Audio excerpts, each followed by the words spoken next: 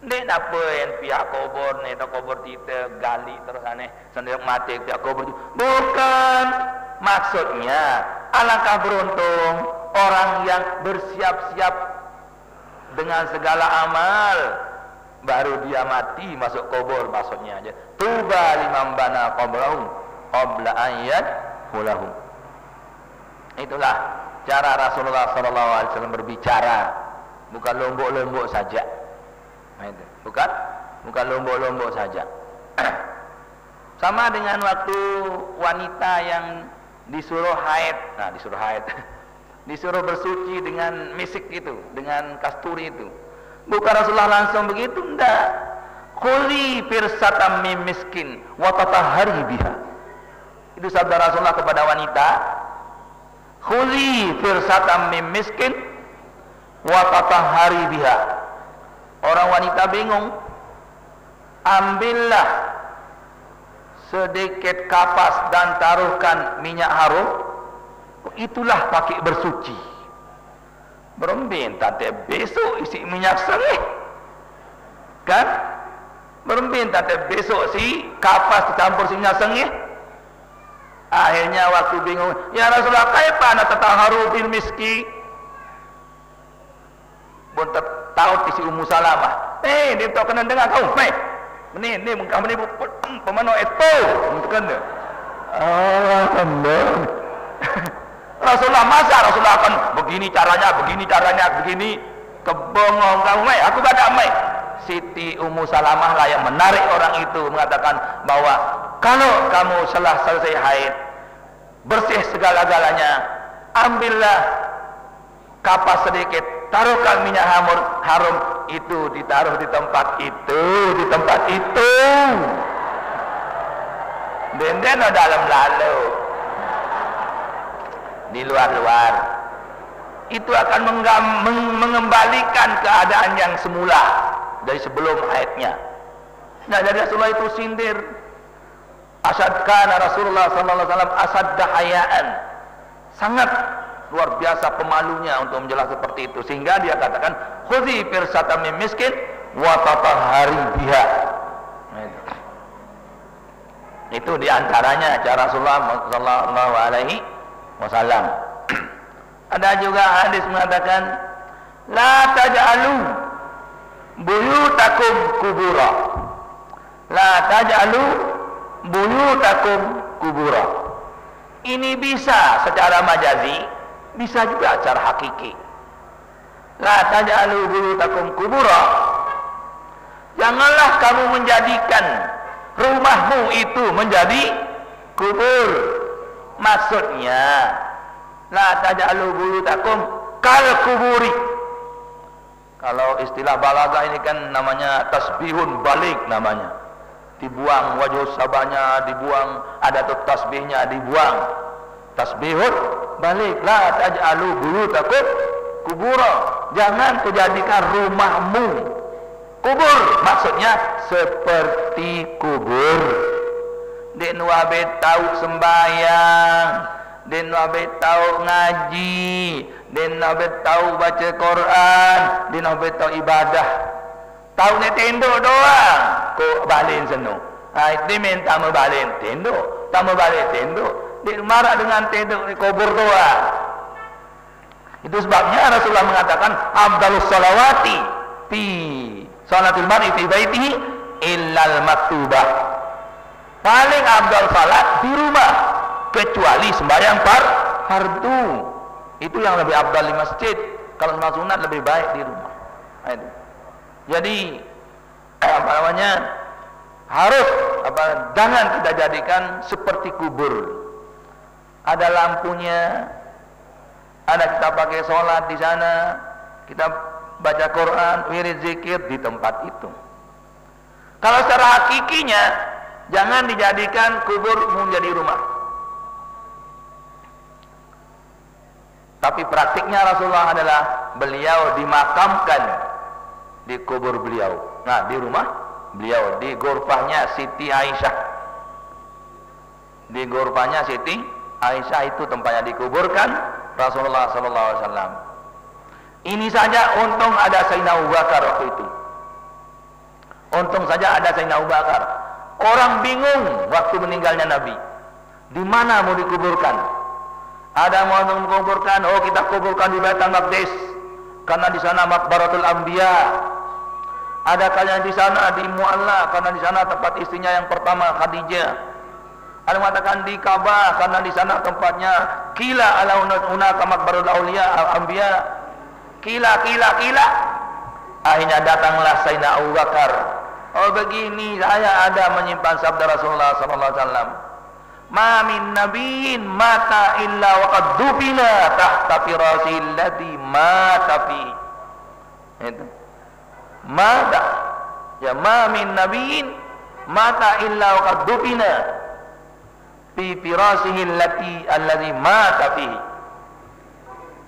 Tidak ada seorang nabi kecuali kalau mati kecuali dia dimakamkan di bawah ranjang tempatnya tidur, tempatnya mati waktu itu. Akhirnya digalilah itu tempat ranjangnya Siti Aisyah karena beliau meninggal di rumah Siti Aisyah. Mufakat pada istri-istri karena Rasulullah waktu akhir umurnya, waktu sedang sakit sangat, beliau tanyakan di mana giliran saya sekarang? Di mana timbangan saya sekarang?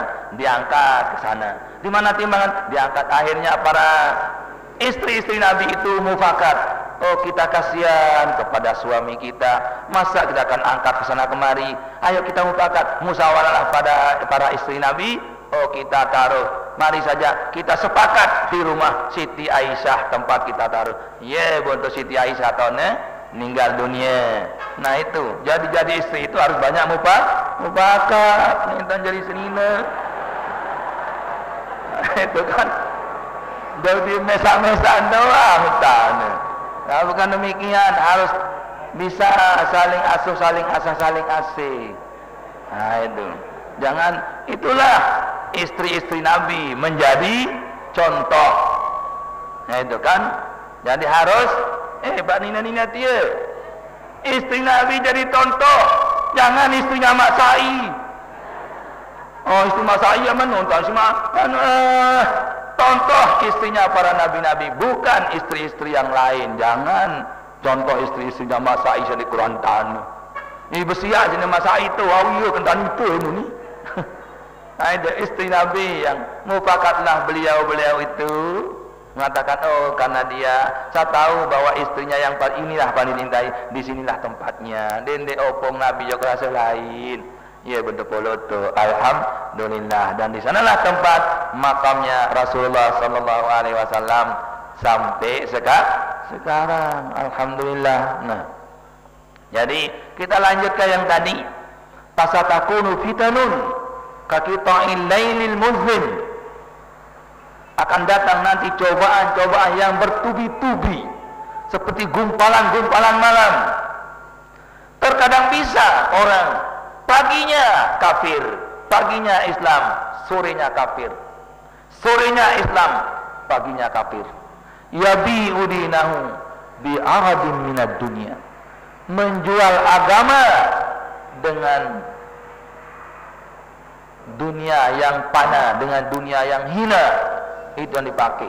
Kawan jual agama hanya untuk kepentingan pribadi, mengorbankan organisasi karena membela egoisnya. Harus saya nanda gitu kan. Mari agama yang jadi contoh, agama yang menang daripada keinginan pribadi. Jangan perasaan sendiri saja yang kita inginkan. Wah saya kalau bisa saja ambil itu kalau kita mau. Undang saja orang-orang brutal itu yang kita pakai. Apa itu cara agama? Nah, itu tidak seperti itulah agama itu. Mari saudara-saudara, teman-teman, bapak-bapak dan ibu-ibu, kita jalan dengan cara sebaik-baiknya menurut ajaran Allah Subhanahu wa ta'ala. Jangan kita pakai cara-cara orang. Tapi kalau orang takabur, kita lawan dengan takabur. Mau dengan kan? At-takaburu alam takabiri apunin terus. At-takaburu alam takabiri sadaqah. Mutakabur dengan takabur ya sadaqah. Memang ada dalilnya juga itu. Fa'in aqabtum fa'aqibu bimisli ma uqibtum. Kalau kamu disiksa, siksa merantam siksa sidik. Kalau momot-momot, kembang bongoh, kembang dangah, apa ini? Kembang borok, kembang dangah, saya bongoh dia kalah. Apa ini? Ya ni cara lain-lain tu. Ya ni kalau kentok si kanak-kanak lain. Kembang borok, kembang dangah, yang boroh, ya kalah. Susah disembani tisi. Dan fa'in aqabtum fa'aqibu bimisli ma uqibtum. Kalau kamu diserang, seranglah mereka sebagaimana kamu diserang. Itu namanya balasan namanya. Tapi kalau mau yang lebih baik, wa antaku wa antuhsina ila man asaa ilaika, dan berbuat baiklah terhadap orang yang berbuat jahat padamu. Nah, itu yang lebih itu ya kan. Wa antaku aqrabu littaqwa. Nah, ya kan, memaafkan lebih dari itu. Nah, jadi bagaimanapun kalau masalah madrasah, namun TPT madrasah kurang ribut janu dinarak di dunia ni arak doang ribut. Tapi memang dari dulu seperti itu. Coba Jog Madura, Jog Jawa, Kalimantan Selatan, Timur, arak doang geres adu akal no aja mula. Memang zaman Nabi ndak baik kena berjuang karena di minara halang-halang buah harus dikau aku jangan dikau sama ni lalu. Jangan. Itu memang harus ada tantangan. Harus ada tantangan segala-gala. Antara mertua tu bagian jauh flight dulu. Antara mentua, antara menantu, antara ipar, antara anak. Urulane. Lagu jalan madrasahnya. Itu. Jalan madrasahnya. Ada juga Ki Kaltim juga demikian keadaannya, tapi ya dia enggak si ketuanan tu lianu sembarang lain. Meni antara cabang bikin ini madrasah jalan, nggih jalan, ayo wah. Madrasah itu ketuanan, mun makan jalan aja iya wah. Diminta meni antara cabang wilayah dan daerah begini-gini. Madrasah tu lampaan, nggih, menonton dan oh ya sudah. Munah jalan madrasah aja. Sebab itu jadi pandangan nanti. Ndara menukang bela, indara dia nampak kalau tidak ada madrasah.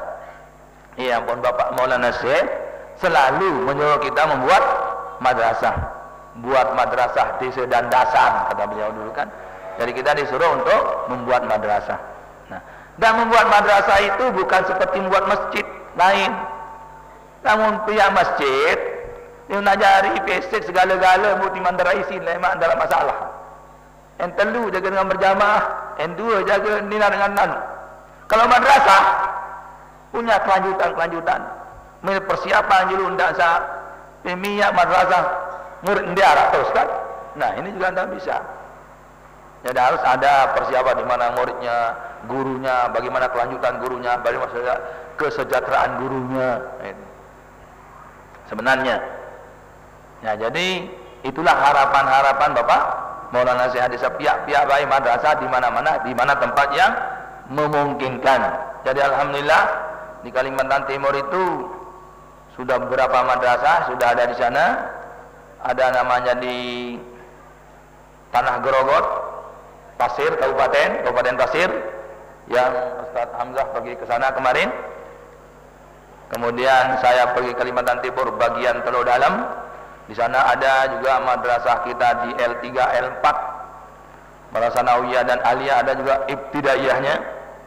Tapi jadi masalah di sana sekarang, ada madrasah ibtidaiyah yang dirubah menjadi madrasah SDI, jadi masalah. Nah, tapi bagaimana caranya nanti terserah. Jadi ditimkan saja apa bagaimana sana sehingga ada sedikit kericuh. Karena apa? Karena ada madrasah ibtidaiyah yang dipindah menjadi madrasah SDI jadinya. Nah, itu yang terjadi di sana, sehingga banyak macam kata orang ya perlu disikapi oleh pengurus besar Nahdlatul Ulama. Nah, begitu ada saja rosok-rosok sekedik-kedik kan. Nah, mudah-mudahan saja semuanya itu selesai dengan secara sebaik-baiknya. Nah, jamaah kaum muslimin muslimat rahimakumullah, bagaimana cara kita kembali kepada yang bagus? Ya, sebenarnya tadi Jangan sampai agama kita jual dengan seharga dunia panah ini. Sebab Allah Rasulullah sallallahu alaihi wasallam telah menggariskan kita jangan sampai seperti itu. Jamaah kaum muslimin muslimat rahimakumullah, untuk silaturahmi sekarang ini kan kita disuruh untuk bermaaf-maafan satu dengan yang lain. Anggaplah yang lalu biar berlalu, mari bina yang akan datang, perbaiki yang akan datang. Sebab kalau kita sudah bulan puasa katanya kayauma waladat ummuh, katanya seperti baru lahir dari perut ibu. Makanya kalau orang yang mati setelah bulan puasa 1 Syawal, agak pasti mati, orang kata 1 Syawal kan mati aja. Sebab dia sudah bersih kan. Lalu ngonek-ngonek aja monik malik dosa, malik kan luhik jaring kan. Nah, jadi untuk kita setelah bulan puasa itu kita jadikan pelajaran seperti yang tadi untuk membina, melangkah untuk yang akan datang. Nah, sebelum saya akhiri untuk meluruskan surat Waqiah seperti tadi itu, karena kami dengar surat Waqiah itu saja menjadi alasan orang tambah banyak akhirnya surat Waqiah yang dulu kami tambah sedikit dengan ini kami buat di Kalimantan Timur karena di sana saya dengar kembali, sehingga bisa nanti ini untuk kalangan sendiri, ini bukan orang. Kalau orang nggak mau dengar, tapi ini untuk kita sendiri. Kalau orang dengar terserah mau terima ataupun enggak, tapi kalau kita untuk kita sendiri. Jadi kami ganti nama, tapi yang sudah lewat itu terus juga enggak apa-apa. Surat Waqiah penuh barakah namanya, ya. Kami baca ya. Surat Waqiah penuh barakah. Surat Waqiah firman-Nya Allah, penuhlah hikmah, penuh barakah. Jangan dipakai alat pemecah, nanti kualat dilaknat Allah. Surat Waqiah tak pernah berubah, sedari dulu sampai kiamat. Tak ada orang yang berani merubah, takut kepada ancaman Allah. Rauhun Raihanun lain masalah. Jangan libatkan surat Waqiah. Dalam muktamar ada yang kalah, tapi yang kalah tak mau mengalah. Kalaulah Anda ingin bersatu, peraturan Allah ikuti dulu. Tentu yang menang disuruh maju, sedang yang kalah bersabar dulu. Jangan membuat pemimpin baru, itulah cara sangat keliru. Membuat orang menjadi ragu pada pimpinan ambisi mau. Siapa orang tak mau bersatu, tapi syaratnya teliti dulu. Haruslah cari 4 titik temu. Pimpinan bukan haruslah aku. Janganlah kita hanya bicara, mau bersatu di mana-mana. Itulah hanya omongan belaka. Harus buktikan fakta yang nyata. Rauhun Raihanun Purti Maulana. Raihanun adik, Rauhun kakaknya. Janganlah ada yang membedakannya. Pahamilah itu secara keluarga. Saya ulangi yang tadi. Rauhun Raihanun Putri Maulana. Raihanun adik, Rauhun kakaknya. Janganlah ada membedakannya. Pahamilah itu secara keluarga. Tetapi dalam organisasi, Siti Raihanun sekarang ini jadi pimpinan yang ditaati selama bukan murka ilahi. Marilah kawan saudara-saudari untuk bersatu seikhlas hati. Ikuti aturan organisasi, jangan berebut di sana sini. Berebut doang. Sekali lagi surat Waqiah kalau dibaca dan ditelaah dapat pahala serta barakah, tak ada orang berani merubah. Sekali lagi kena. Akhirnya mari kita berdoa kepada Allah Tuhan semesta, memberi taufik dan hidayahnya kepada kita semua hambanya. Amin ya rabbal alamin. Ini untuk kalangan sendiri. Kalau mereka kebetulan dengar, ya, tidak mau ditaati. Tapi kan ini untuk kita sendiri. Jangan dia marah orang yang kalau marah buat lagi seperti ini. Mengapa repot? Itu kan? Itu jadi ini untuk kalangan sendiri, untuk memberi pengertian. Jangan hanya Siti Raihanun saja jadi masalah, kan? Kok kaitkan dengan surat Waqiah? Jauh surat Waqiah dengan Roh Raihanun lain. Ya bukulan baru. Roh Raihanun putri Maulana. Raihanun adiknya. Raihanun adik, Raihanun kakaknya. Tidak ada orang yang membedakannya. Ini secara keluarga. Tetapi secara organisasi, Siti Raihanun sekarang ini menjadi pimpinan yang ditaati pada bukan yang murka ilahi. Mula paham tu paham lagu tapi nanti. Wa ma alaina illal balagul mubin. Orang kata dulu, lemak terusan. Wallahul muwaffiq wal hadi ila sabil rasyad. Wassalamualaikum warahmatullahi wabarakatuh.